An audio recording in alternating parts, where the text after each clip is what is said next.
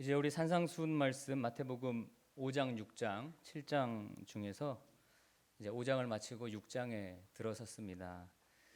5장에서 예수님은 성도라면 마땅히 서기관들이나 바리새인들보다 더 나은 의를 가져야 된다고 했습니다. 그것은 나를 미워하는 사람들조차 원수까지 사랑해야 한다고 하는 단계까지 그렇게 설명하셨습니다.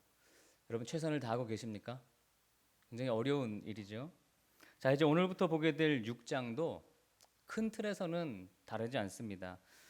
유대 종교 지도자들보다 너희들이 더 나은 의가 무엇이냐고 할 때 그들은 사람에게 보이려는 의를 가지고 있다. 너희들은 하나님 앞에만 보이려는 의를 가져야 한다는 것이 6장 전체를 관통하는 주제입니다. 그래도 종교적이고 진지한 유대인들은 이 5장에서 하신 예수님의 말씀을 듣고 굉장히 충격을 받았을 겁니다. 왜냐하면 예수님의 가르침에 따르면 자기들은 하나님 나라의 근처에도 가지 못했기 때문이에요. 하나님 나라의 주인공이라고 생각하며 살았는데, 아니 예수님의 말씀에 따르면 나는 뭐 그 근처 변두리조차에도 가지 못한 그런 존재라는 거예요.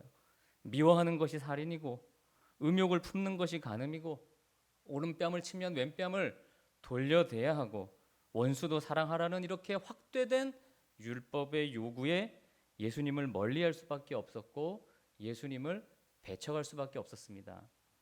자, 이렇게 실제적인 삶이 근본적인 하나님의 사랑과는 분리되어 있다는 사실을 지적받은 유대인들이 이제 6장에 오면 더 크게 자존심의 타격을 받게 됩니다. 6장은 5장보다 더 심합니다. 왜냐? 이들이 가장 자랑하고 자신만만하던 종교적인 영역에까지 예수님이 그들의 잘못을 지적하고 계시기 때문이에요. 가장 자랑하고 자신만만하던 종교적인 영역에까지 잘못된 의라고 말씀하시기 때문입니다. 자, 유대인들이 당시 가지고 있었던 종교 생활에 아주 세 가지 큰 중요한 의가 있었습니다. 구제와 기도와 금식입니다. 그러니까 마태복음 6장은 바로 이 세 가지에 대해서 각각 너희들이 어떻게 하는 것이 진짜 하나님이 원하시는 구제고 기도고 금식이냐 하는 것을 예수님이 풀어서 설명하시는 본문이에요. 이슬람 사회에서는 이런 말이 있습니다. 기도는 천국의 중간쯤에 데려다주고 금식은 천국 바로 문 앞에까지 데려다주고 구제는 천국 안으로 들어가게 해준다. 그러니까 이 세 가지가 당시에 종교인들에게는 굉장히 큰 어떤 종교 생활의 중요한 부분이었던 거죠. 그러니까 예수님은 우리로 하여금 삶에서뿐 아니라 마태복음 5장이 말하는 삶에서뿐 아니라 종교적인 영역에서도 우리는 예수님이 요구하시는 만큼의 더 나은 의를 행해야 한다는 것입니다. 자, 그 첫 번째 명제가 1절의 말씀입니다. 그러니까 나머지 2절부터 18절까지의 전체 내용을 지배하는 원리가 이 6장 1절에 나와 있습니다. 여러분 1절을 바탕으로 해서 구제, 기도, 금식에 대해서 예수님이 가르쳐 주십니다. 자, 우리 1절을 한번 같이 읽어보겠습니다. 1절입니다. 시작. 사람에게 보이려고 그들 앞에서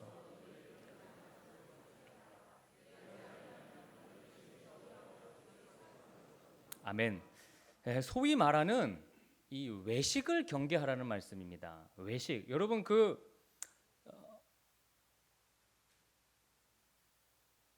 그러신가요? 그럼 이렇게 조치를 좀 해주시죠. 네, 네 조치를 하셔야 될 것 같습니다. 지금은 네.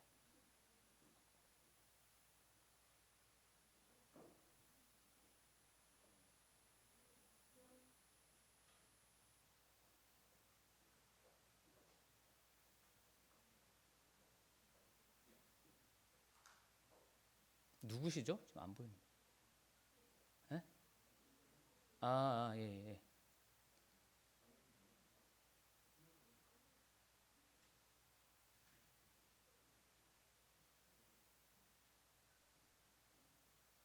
네, 여러분 조금만 기다려 주시기 바랍니다. 네.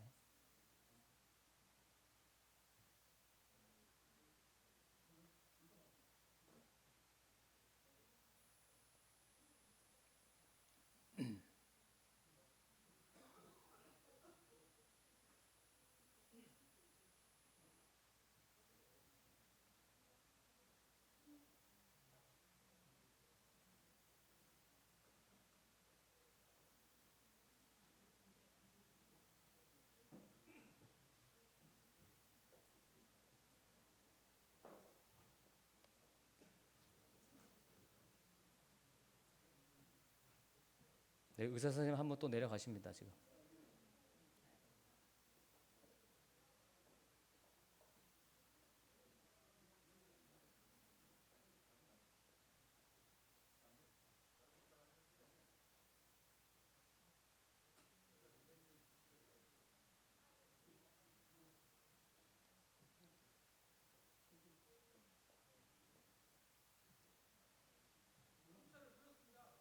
네, 알겠습니다.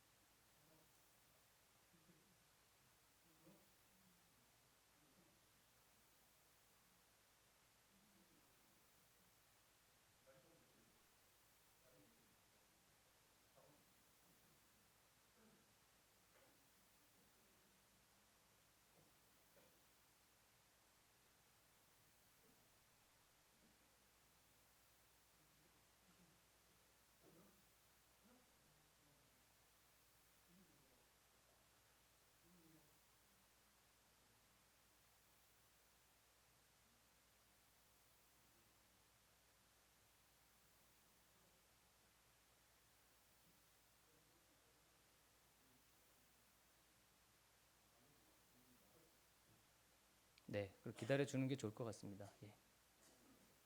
네. 안전하게 하는 방법으로 하시죠.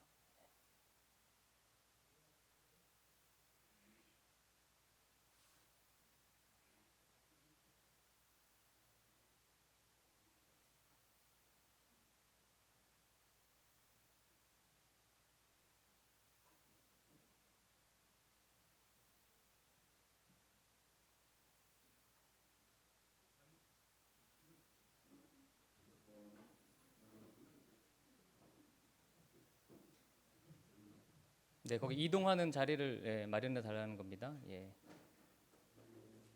여러분 10분 기다려 줄 수 있으시죠? 네, 좀 기다리시겠습니다. 예.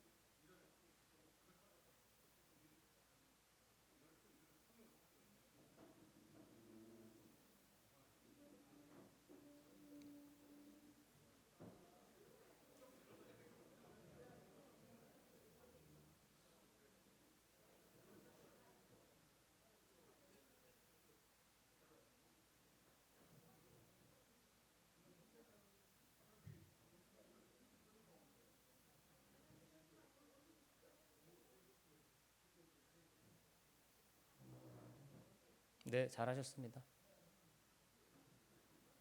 빈강교회에서는 이런 일이 굉장히 많습니다.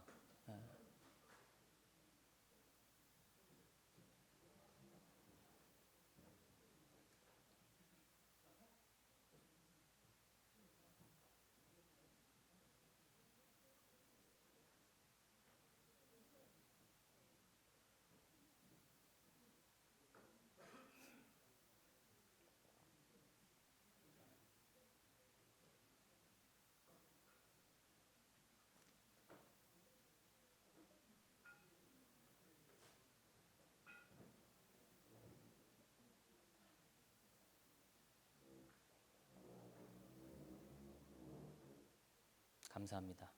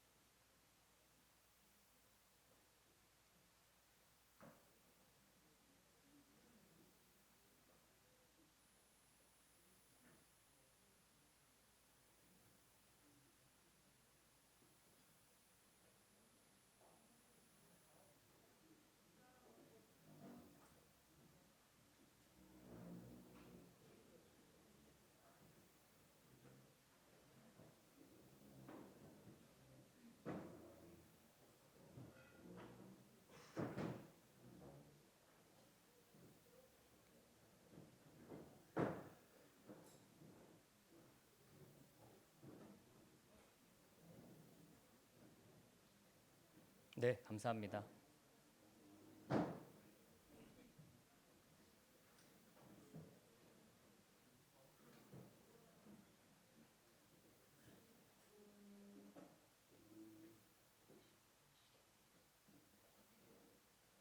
네, 고맙습니다. 잠깐 기도할까요? 하나님 아버지, 우리 사랑하는 형제를 지켜주시고 주님의 은혜의 손길로 붙드시고 하나님께서 치료하시고 어서 회복할 수 있도록 인도하여 주시옵소서. 감사합니다. 예수님의 이름으로 기도드렸습니다. 아멘. 예, 우리 1절 말씀을 다시 읽고 우리 한번 진행을 또 해보도록 하겠습니다. 1절입니다. 시작. 사람에게 보이려고 그들 앞에서 너희 의를 행하지 않도록 주의하라. 그리하지 아니하며 하늘에 계신 너희 아버지께. 네. 자, 우리 예수님이 많이 경계하신 것 중에 하나가 이 외식이라고 하는 겁니다. 외식. 여러분, 외식이 뭡니까? 외식. 네, 국어사전을 찾아보면 일단 밖에 나가서 뭐 사 먹는 거. 그게 첫 번째 의미의 외식이고, 두 번째는 이제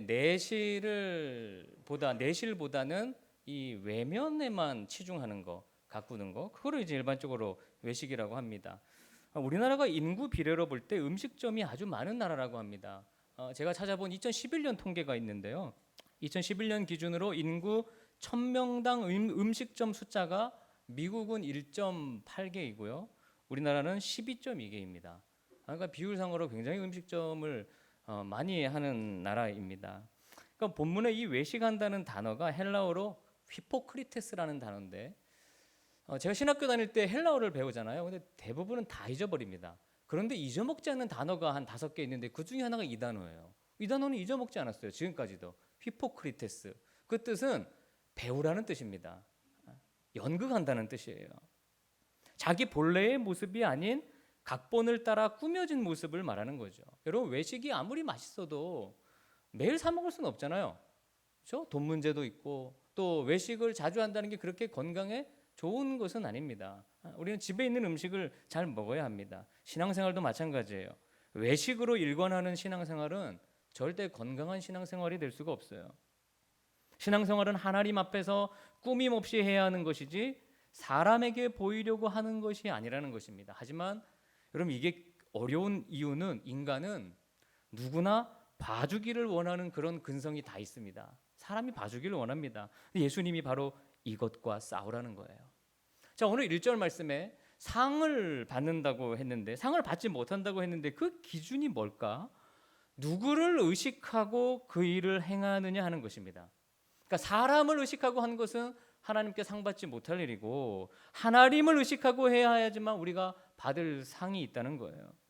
자, 이게 신앙생활의 어려운 영역 중에 하나예요. 성경은 단순히 예배드리면 된다 이렇게 말하지 않았습니다. 영과 진리로 예배드려야 된다는 겁니다.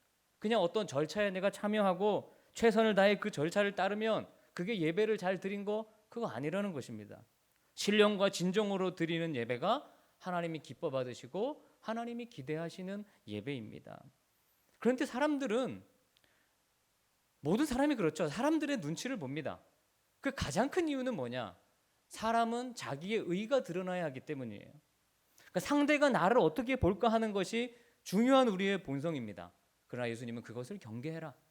그걸 경계해라. 이게 마태복음 6장의 주제입니다. 자, 베드로전서 3장 3절에서 4절을 한번 읽어보겠습니다. 3장 3절에서 4절입니다. 시작. 너희의 단장은 머리를 꾸미고 금을 차고 오직 마음에 숨은 사람을 온유하고 안정한 심령이 썩지 아니할 것으로 하라.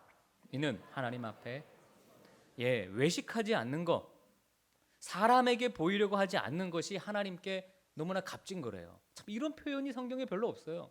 너무 값지다. 근데 뭐가 값지냐? 사람에게 보이려고 하는 것이 아니라 항상 하나님을 생각하면서 모든 행동을 하려고 하는 것, 나의 말과 행동과 마음의 생각이 하나님 보실 때 정직한가라고 생각하면서 하는 거, 그게 주님 편에서 너무나 귀하다는 거예요. 유대인들의 그렇지 못하는 것을 우리 예수님이 강하게 경계합니다. 사실 여기에 등장하는 바리새인들, 서기관들 같은 사람들은 지금 우리로서는 도저히 따라갈 수 없을 정도의 신앙생활을 철저히 한 사람들입니다. 존경받아 마땅합니다. 여러분 칭찬받아 마땅합니다. 우리 누구도 이들처럼 기도하지 못하고 이들처럼 구제하지 못하고 이들처럼 예배하지 못하고 이들처럼 11조 철저히 하지 못합니다. 그런데 예수님은 이들을 책망하셨어요. 왜 그렇다는 겁니까? 사람에게 보이려고 했기 때문이라는 거예요. 이게 가장 큰 책망의 이유였어요. 마태복음 22장, 23장, 24장을 가면 예수님이 정말 막 화를 내시는 장면이 나오죠. 그때마다 앞에서 말씀하시는 게 뭐야? 이 외식하는 서기관들이요. 그러니까 예수님이 정말 싫어하신 것 중에 하나가 외식이라는 겁니다. 여러분들은 뭐 우리 인간 관계를 위해서 SNS 충분히 할 수 있죠. 정보 공유도 있고. 근데 저도 정보를 얻는 거 그 외 이상은 하지 않습니다. 왜냐하면 자꾸 하다 보니까 사람의 평판에 관심을 가지게 돼요. 사람의 칭찬에 목을 말라 하게 되더라고요. 나는 안 되겠다. 하나님 앞에 내가 하나님 앞에 신경 쓰고 하나님 앞에 바로 서야지. 아니 이거 안 되겠다. 그래서 잘 하지 않아요. 그러니까 위선이라는 게 우리 인간의 너무나 중요한 많은 부분을 차지하고 있어요. 사람에게 영광을 받으려고 한다는 거예요. 사람에게 인정을 받으려고 한다는 거예요. 여러분 솔직히 우리 이 주보 있지만 이 주보에 여기 뒤에 나오는 이 헌금 명단에 이거 내 이름이 빠지면 그게 뭐 그리 중요합니까? 여러분 어떻게 생각하세요? 네? 여기 내 이름 빠진 게 그게 그 실수로 빼는 거잖아요. 안 내서 빼는 게 아니라 실수로 빼는 거예요. 그게 뭐 그렇게 사실 중요해요? 하나님이 명단을 넣으면 보시고 안 넣으면 안 보십니까? 그러니까 우리 한국 교회가 가지고 있는 가장 큰 외식 중에 하나가 이겁니다. 이거 아주 고질적인 외식입니다. 그런 헌금은 하나님 받으시지 않습니다. 저는 헌금 명단을 이렇게 정리하면 교인들의 헌금 내역을 보지도 않고 주보에 나온 이름 이거 더더욱 보지도 않습니다. 내가 하나님께 헌금하는 거지 사람에게 하는 거지 아니지 않습니까? 저는 만약 제가 100만 원을 헌금했는데 어떻게 하다 그게 잘못 표기돼서 10,000원으로 표기됐다. 아무 상관이 없어요. 그거 중요하지 않아요. 내가 1억을 헌금했는데 10원이라고 어떻게 잘못 표기됐다. 그건 중요한 게 아닙니다. 언제까지 우리가 하나님 앞에 하지 않고 사람 앞에 하는 수준이어야 합니까? 제가 생각할 때요.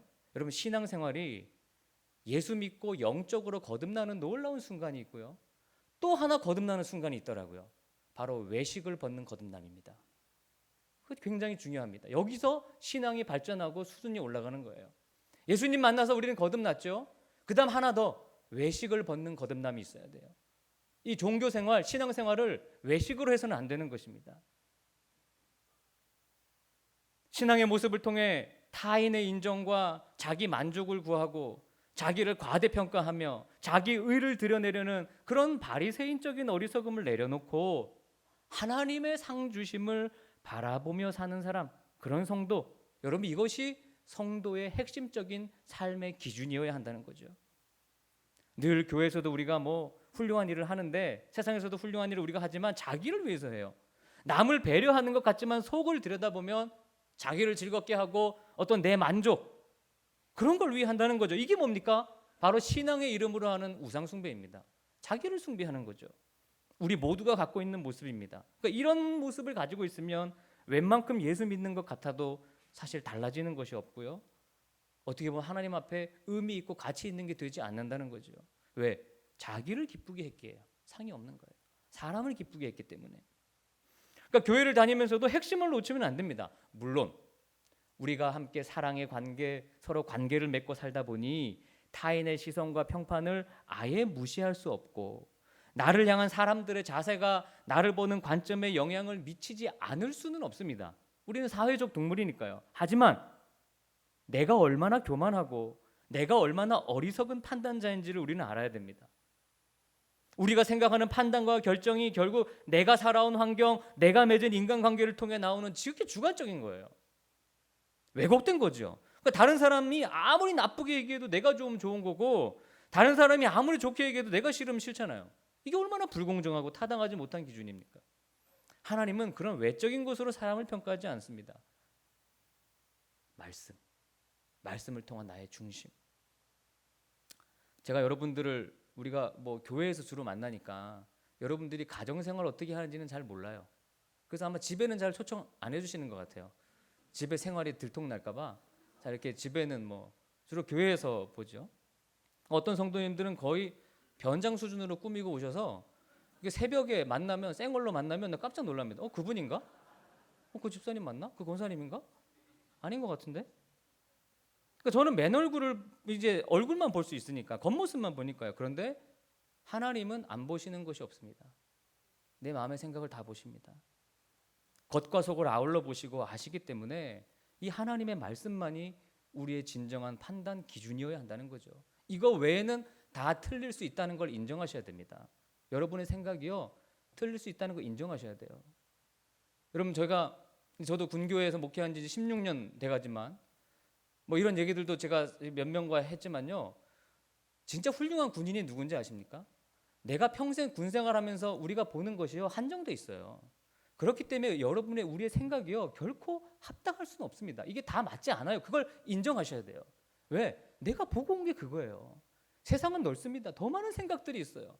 내가 늘 보고 온 것이 이게 내 생각이 맞지 않을 수 있구나 라고 생각할 수 있는 사람이 훌륭한 사람이에요. 나는 왜 내가 자라온 환경에서 그런 어떤 기준을 가지고 보는 것이기 때문에 그렇습니다. 그러니까 우리는 여러분 솔직히 생각해 봐야 됩니다. 사람을 더 생각하는지 아니면 하나님을 더 생각하는지. 하나님을 바라보면 깨끗할 수 있고요, 사람의 실수에 대한 어떤 원망, 불평 그런 거 가지지 않을 수 있습니다. 하나님이 하시는 거니까요. 모든 동기가 하나님 앞에 있는 은혜이기를 주님의 이름으로 축원합니다. 여러분 목사에게도 저에게도 이것이 사실 가장 큰 문제예요. 사람들이 어떻게 볼까 하는 것에 관심을 가진다는 것. 특히 군목이 가지는 가장 큰 적이 이거예요. 이것을 버리기 위해 몸부림쳐야 합니다. 우리가 예수를 믿는다고 하면서 사실은 어디에 제일 많이 걸리느냐? 신앙생활을 잘한다고 하는 사람들도요, 자존심을 세우고 싶은 시험에 제일 많이 걸립니다. 자기 자존심 세우고 싶은 그 유혹, 거기에 제일 많이 걸려요. 예수 믿으면 세상에서 군생활에서 남들에게 괄시 안 받고 잘 살 수 있게 해주시리란 그런 믿음을 갖고 우리는 살아가죠. 경제적으로나 육신적으로나 지위에 있어서나 여러 가지로 하나님이 책임져 주시리라는 생각을 하죠. 우리들이 늘 열심히 기도하는 내용들이 이런 것들입니다. 저희들은 십자가를 지고 남을 위하여 내가 진다든가 하는 쪽에는 관심이 없습니다. 그저 목소리 크고 꼬리가 아니라 머리가 되는 것이 우리의 신앙의 목표가 되었어요, 언제부터. 그러나 예수님은 산상수훈을 보면 그런 것을 가르치신 적이 없다는 거 여러분들이 누구보다 잘 아실 것입니다. 예수님은 정말 섬기는 것만 가르쳐 주셨습니다. 너희도 서로 섬기고 서로의 발을 씻겨주어라. 왜 그 말씀을 하셨냐면 그 당시 발을 씻겨주는 것은요 종이 하는 일이었거든요. 그만큼 섬기고 낮아지라는 거예요. 여러분 이렇게까지 낮아지는 것이 신앙생활이라고 생각해 보신 적은 없으십니까? 우리 하나님은 그런 걸 좋아하십니다. 그러나 우리는 좀 큰 소리치고 발언권을 가진 사람이 되는 걸 좋아하죠. 이게 목사들에게도요 가장 큰 시험거리 중에 하나예요. 성공하고 싶어 합니다. 왜요? 이 영향력을 갖는다는 거 이거 굉장한 유혹이거든요. 안정을 지니고 싶은 거거든요. 남이 알아주는 사람이 되고 싶은 겁니다. 이것을 이겨내라는 것이 산상수훈 6장의 결론입니다. 하나님 앞에서 살아라. 하나님 앞에서. 여러분 종교라는 명분을 가지고 이게 교회에 와서 내가 예배하고 또 기도한다고 하나님께 점수 딴다 이런 생각을 우리 버려야 합니다. 오히려 우리는 어떻게 하면 외식의 자리에서 벗어날 수 있을까? 어떻게 하면 진짜 하나님을 사랑하고 나를 사랑하지 않을 수 있을까? 어떻게 하면 하나님을 두려워하고 사람을 두려워하지 않을 수 있을까? 이런 마음으로 예배 드리셔야 돼요. 이런 마음으로 교회 다니셔야 합니다. 우리는 심사위원이 아니에요. 판단자가 아닙니다.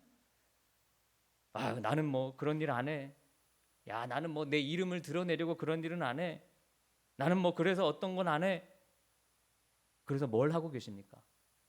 우리는 뭘 하고 있습니까? 여러분에게 더 나은 성도로서의 변화와 노력과 어떤 소원이 있느냐는 말입니다. 밤낮 우리는 다른 사람들에 대해서 채점만 합니다. 이 외식이란 건 그런 거예요. 그러나 나에게는 아무런 변화가 없는 것이 신앙입니까? 외식과 가식과 위선을 버리고 진실된 하나님의 사람으로서의 내용을 보여주십시오. 이 오늘 본문은 산상수훈 전체가 그렇습니다. 인간이 얼마나 부패되었는지 종교 생활의 중요한 부분인 구제와 기도와 금식에까지 위선이 깊숙하게 침투되어 있다는 것을 알려줘요. 여러분 예수님이 구제하고 금식하고 기도하는 거를요 기뻐하셨어요. 이건 해야 된다 그랬어요. 그런데 그렇게 예수님이 기뻐하시는 행위로도 자기를 기쁘게 하는 존재가 바로 우리 인간들이라는 거예요. 우리는 시간 있고 돈 있으면 여러분 솔직히 뭐 하십니까? 나를 기쁘게 하죠. 그러니까 외식하는 신앙에 무슨 권능이 없다는 거예요. 산상순 후반부를 보세요. 주님, 제가 주의 이름으로 권능을 행하고 귀신을 쫓아내고 설교하고 많은 일을 했습니다. 그러자 주님이 내가 너희를 도무지 알지 못한다 라고 하셨습니다. 우리 마음이 무엇을 헤아리고 그것을 했는지, 예배를 드렸는지, 구제를 했는지, 일을 했는지, 봉사를 했는지 하나님은 다 아시더라는 거예요. 겉으로 드러나 보이도록 구제하고 나누었느냐, 사람들 앞에서 보이려고 기도했느냐, 하나님은 다 아신다는 거예요. 이게 핵심 중에 핵심입니다. 여러분, 이런 이유로 사도 바울의 고백이 그런 뜻이었구나라는 깨달음이 제게 이 말씀을 준비하면서 왔는데요. 고린도전서 2장 1절에서 5절 말씀입니다. 고린도전서 2장 1절에서 5절 말씀 한번 읽어봅니다. 시작. 형제들아, 내가 너희에게 나아가 아니하였나니 내가 너희 중에서 예수 그리스도와 그가 십자가에 못 박힌 것 외에는 아무것도 알지 아니하기로 작정하였음이라. 내가 너희 가운데 거할 때 약하고 두려워하고 심히 떨었노라. 내 말과 내 전도함이 설득력 있는 지혜의 말로 하지 아니하고 다만 성령의 나타나심과 능력으로 하여 너희 믿음이 사람의 지혜에 있지 아니하고 다만 하나님의 능력에 있게 하려. 아멘. 이게 진짜 무시무시한 말씀이라는 것을 제가 이제야 비로소 알게 됐어요. 그러니까 사도 바울이 얼마나 유능하고 얼마나 똑똑하고 배경이 훌륭합니까? 그런데 그거 다 버리고 십자가만 내가 전하겠다. 그래야겠다. 그래야 이 내 자랑하는 이 욕심이 사라지더라. 그렇지 않고는 이게 없어지지 않더라. 십자가가 아닌 것이 사람의 영혼을 바꿀 수 있다는 착각을 벗었다는 것입니다. 내가 상대방의 영혼을 조작하고 싶어 하죠. 그게 우리 인간입니다. 기독교인들의 상당수가 이렇게 조작되어 있습니다. 막 외치는 소리들 잘 들어보세요. 사람을 조작하려고 합니다. 심지어 영적인 것도 막 조작하려고 합니다. 굉장히 무서운 겁니다. 여러분, 영은 그렇게 조작되어서는 안 되는 거예요. 인간의 외식은 끝이 없습니다. 예수님은 십자가를 지고 하나님 나라를 세우시려고 하는데 우리는 힘으로, 누구를 굴복시킴으로, 통제력을 가짐으로 신앙생활을 하려고 해요. 예수님은 은밀히 보시는 하나님 앞에서 신앙을 가지라고 하는데 우리는 누구나 볼 수 있도록 하는 그런 형식으로 신앙을 가지려고 합니다. 그래서 어려운 일이에요. 뭐가? 이 신앙생활이. 그래서 어렵습니다. 전자가 더 매력적으로 보이거든요. 그러나 하나님 앞에서 상은 없습니다. 우리는 은밀히 보시고 갚으시는 하나님 앞에 살기를 애쓰고 노력해야 하는 것입니다.